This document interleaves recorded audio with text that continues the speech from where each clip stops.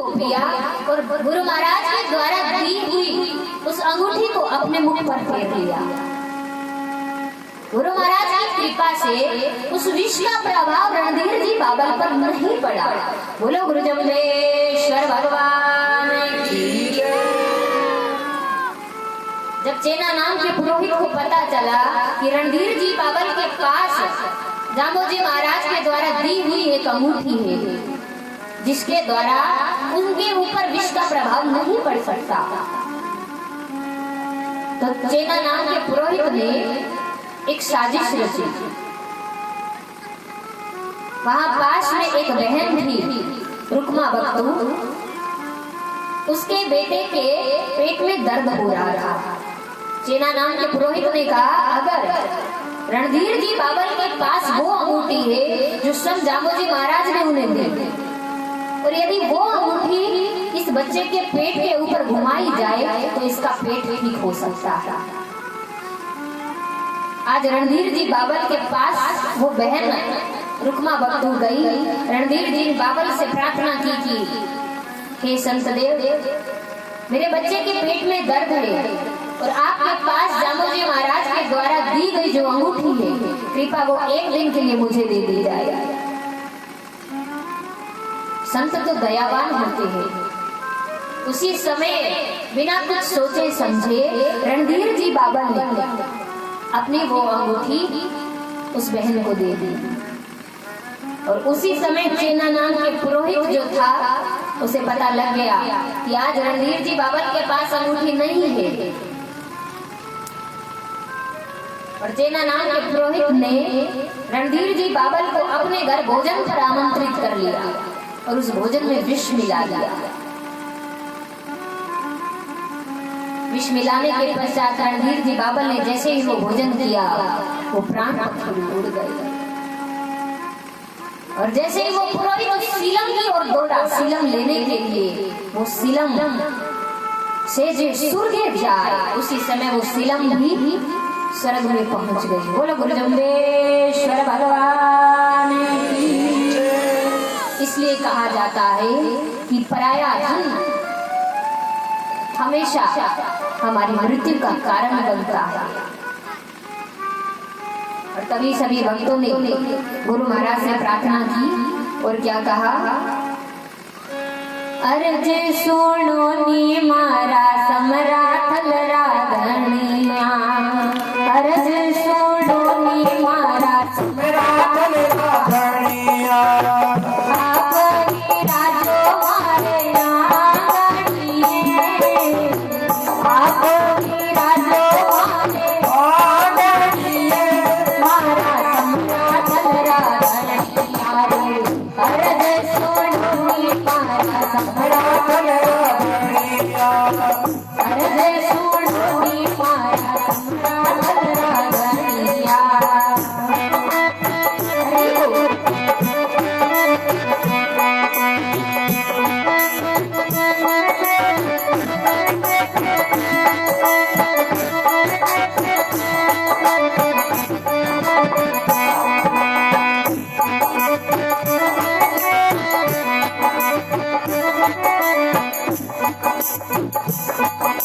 लोग जी बुलाए तो कोई बासर में आया, लोग जी बुलाया थे तो भी बासर में आया, लोग जी बुलाया थे तो भी बासर में आया, लोग जी बुलाया थे तो भी बासर में आया।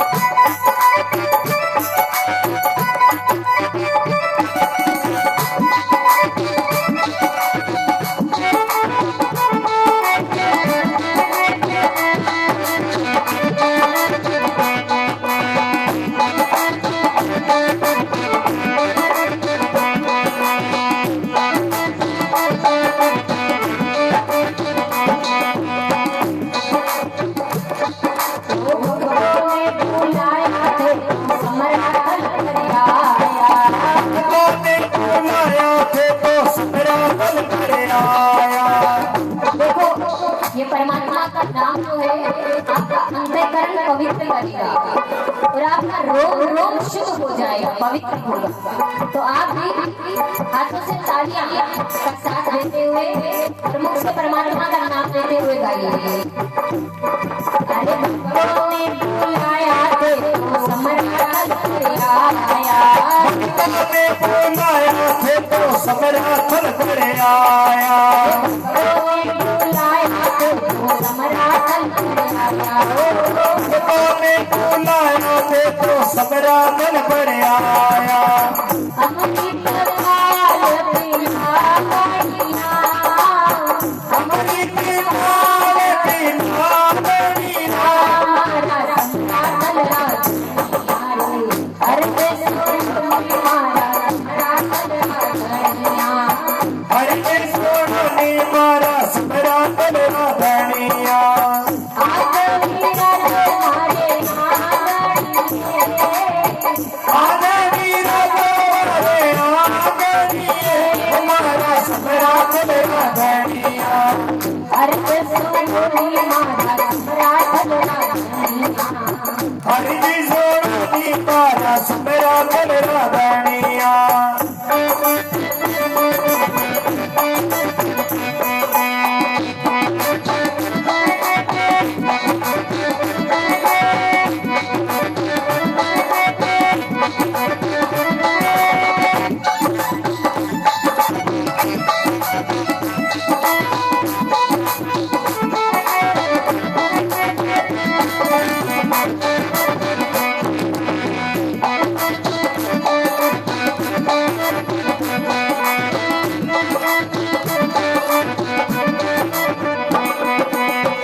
देखो आलसी मत बनो।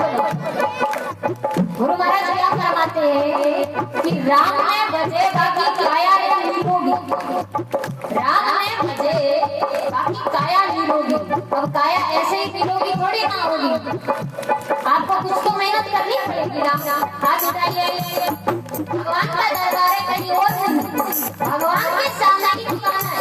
और कहिए अरे भगवान ने बुलाए थे तो आया, भगवान ने बुलाया थे तो रूपानी आया, भगवान ने बुलाया थे तो आया, भगवान ने बुलाया थे तो रूपानी आया, भगवान ने बुलाया थे तो आया, भगवान ने बुलाया थे तो रूपानी आया, भगवान ने बुलाया थे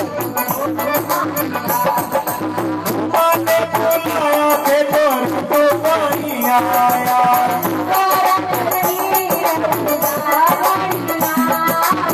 मोरा की चीर गोदावरिया,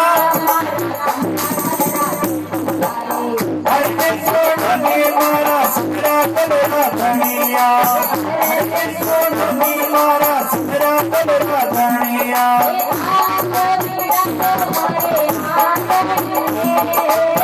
आपे वीरा तुम्हारे आंगनिए,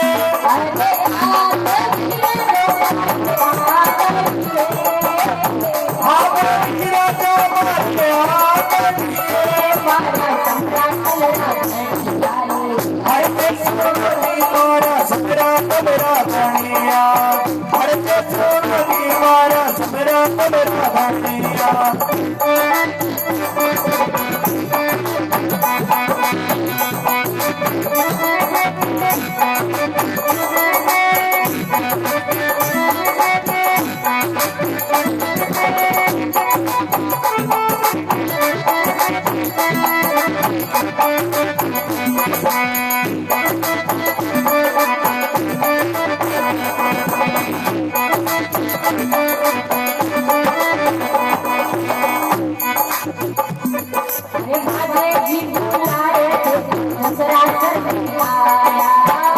जी बुलाया थे तो दूसरा सर में आया, जी बुलाया थे तो दूसरा सर में आया, जी बुलाया थे तो दूसरा सर में आया,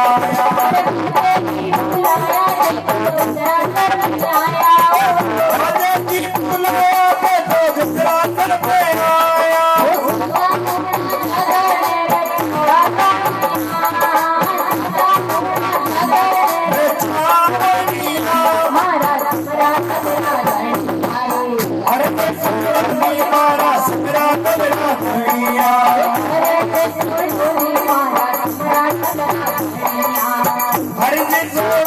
मारा सबरा सबरा धनिया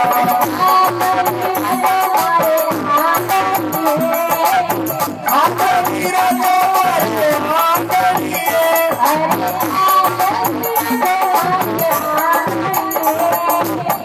आंगनी राजा मारे आंगनी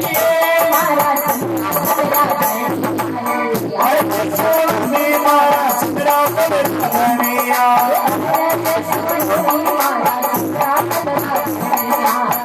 अरे सोनी मारा सबरा सबरा धनिया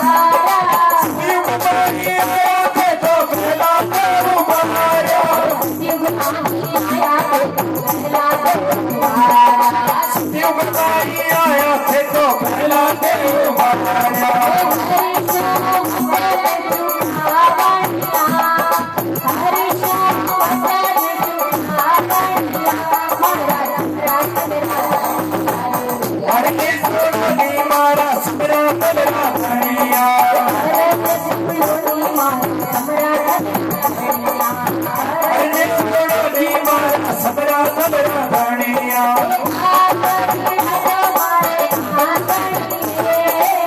आंगनी राजा मारे आंगनी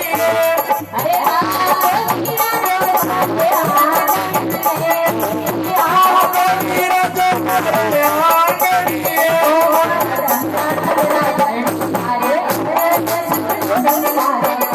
सबरा धनिया सोनी मारा सबरा सबरा धनिया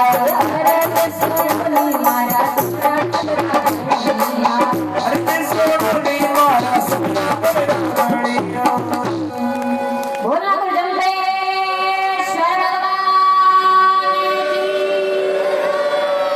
विष्णु भगवान की, गौ माता की, बोले भगवश्य भगवान की। भगवान का एक नाम कितना अच्छा बताया, भक्त वत्सल भगवान। भक्त वत्सल भगवान को क्यों कहा जाता है? वत्सल माने, वत्स किसे कहते हैं? बछड़े को। वत्स माने बछड़ा, और भक्त वत्सल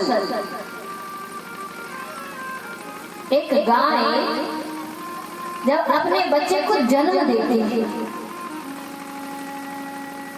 तो उसका बच्चा पूरी तरह मल से लिपटा होता है, लेकिन फिर भी गौ माता उस मल से लिपटे हुए बच्चे को जिसे देखने का मन भी नहीं करता, लेकिन फिर भी वो गौ माता अपनी जीवा से उस बछड़े को बिल्कुल साफ कर देती है। मल से लिपटे हुए अपने बछड़े को वो गौ माता अपनी जीवा से चाट चाट कर साफ कर देती है। भगवान को बताया भक्त वत्सल, जिस तरह गौ माता उस बछड़े के सारे मल को चाट कर साफ कर देती है, उसे अपना लेती है, इसी तरह भगवान श्री भी जब ये पाप से पंकज, ये पूरा प्राणी पाप से लदा हुआ आता है, और जब भगवान से कहता है भगवान मैं आपका, उसी समय उस वत्सला की तरह, उस गाय की तरह भगवान भी इस पाप से पंकित इस जीव को अपना लेते हैं। किया सारे पापों को जो नष्ट कर देता है, लेकिन कब? जब ये जीव अपने हृदय से पुकारे परमात्मा को कि हे प्रभु, मैं आपका और आप मेरे। जब कोई जीव इतना बोलता है, वो परमात्मा इस जीव के पीछे पीछे दौड़ते हैं कि अरे ये जीव मुझसे ही उत्पन्न हुआ। बीज बीज दो नहीं है, लेकिन बीच में माया समाई। बीज बीज तो होता नहीं, लेकिन बीच में माया रे समाई। अरे वो घर सतगुरु क्यों ना बताओ, अरे जिन घर सू जीव आया। अरे काया न छोड़ चले जद हंसा, अरे कहो कहाँ वो समाया, कहाँ चला जाता है वो जीव? उसी परमात्मा के उदर में ही तो जाता है।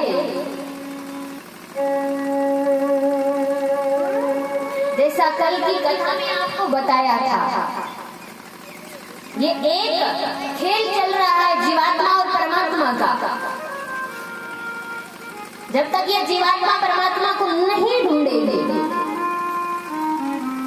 भगवान इस सृष्टि के इस जगत के कण कण में विराजित है, और जब तक ये जीवात्मा उसे नहीं ढूंढ पाएगा, तब तक इस आवागमन के चक्र में पड़ता रहेगा, चक्कर काटता रहेगा, घूमता रहेगा। और जिस दिन इस जीवात्मा ने उस परमात्मा को पहचान लिया, उसी दिन ये हमारा खेल समाप्त हो जाएगा। अब त्रेता युग में राजा हरिश्चंद्र जी ने अपने 7 करोड़ जीवों का उद्धार कर लिया, और द्वापर में युधिष्ठिर जी महाराज ने अपने साथ 9 करोड़ जीवों का उद्धार कर लिया था। एक बड़ा सुंदर प्रसंग आता है। बोले एक समय क्या हुआ, भगवान कृष्ण युद्ध के उपरांत उस युद्ध भूमि में से निकलने लगे। आधी रात का समय था। भगवान कृष्ण ने देखा कि युधिष्ठिर जी महाराज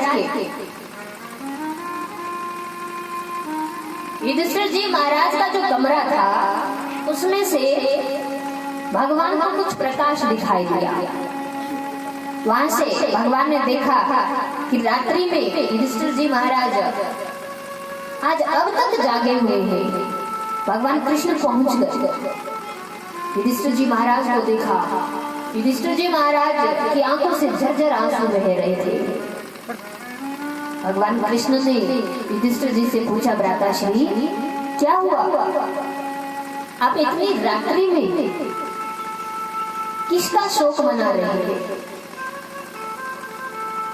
युधिष्ठिर जी महाराज ने भगवान कृष्ण ने से कहा, अरे कृष्ण, मैं कितना बड़ा पापी हूँ। मैंने भूमि के एक छोटे से टुकड़े के लिए कितने लोगों को मार दिया युद्ध में, कितने बच्चों को मैंने अनाथ कर दिया, कितनी स्त्रियों को मैंने विधवा कर दिया। मैं सबसे बड़ा पापी हूँ। अब भगवान कृष्ण सोचने लगे, अरे युद्ध के समय में वो बिखर गया था अर्जुन, उसको ठीक किया, इतने युद्ध के पश्चात अब ये बिखर रहा है।